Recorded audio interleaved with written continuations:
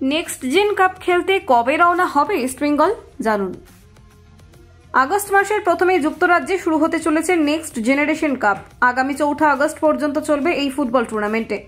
সেখানেই এবার অংশ নেবে ইমামি ইস্টবেঙ্গল ফুটবল ক্লাব। এছাড়াও ভারত থেকে অংশ নেবে পাঞ্জাব এফসি এবং মুথুট ফুটবল একাডেমি। গত ইউথ ডেভেলপমেন্ট লিগে দুরন্ত পারফরমেন্স করার সুবাদে এই আন্তর্জাতিক টুর্নামেন্টে অংশ নেওয়ার ছাড়পত্র পেয়েছে 3 ক্লাব।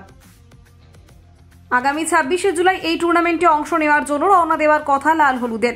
সব ঠিকঠাক থাকলে আগামী 27শে জুলাই সকালে ইংল্যান্ডে গিয়ে পৌঁছাবে কোচ বিনো জর্জ সহ গোটা দল। তারপর সেখানে থেকেই নিজেদের প্রথম ম্যাচের জন্য বার্মিংহামে যেতে পারে ইস্টবেঙ্গলের ছোটরা। চলতি কলকাতা লিগের পাশাপাশি বিদেশের মাটিতে অনুষ্ঠিত এই ফুটবল টুর্নামেন্টের দিকেও নজর থাকবে সকলের। গত কয়েকদিন আগেই জানা গিয়েছে এই টুর্নামেন্টের সময়সূচি। ইংলিশ প্রিমিয়ার লিগের ওয়েবসাইট অনুযায়ী প্রত্যেক দলের 11 জন ফুটবলারদের মাঠে নিয়ে নির্ধারিত 50 মিনিট পর্যন্ত চলবে প্রত্যেকটি ফুটবল ম্যাচ। এক্ষেত্রে 25 মিনিট করে ভাগ করা হবে 2টি অর্ধ। তারপর রেফারি তরফে দেওয়া অতিরিক্ত সময়ের শেষে নিষ্পত্তি ঘটবে ম্যাচগুলির। নয়া সিজনে এই টুর্নামেন্টে ভালো পারফরমেন্স করাই এখন লক্ষ্য মশাল ব্রিগেডের। কলকাতা 24/7.in।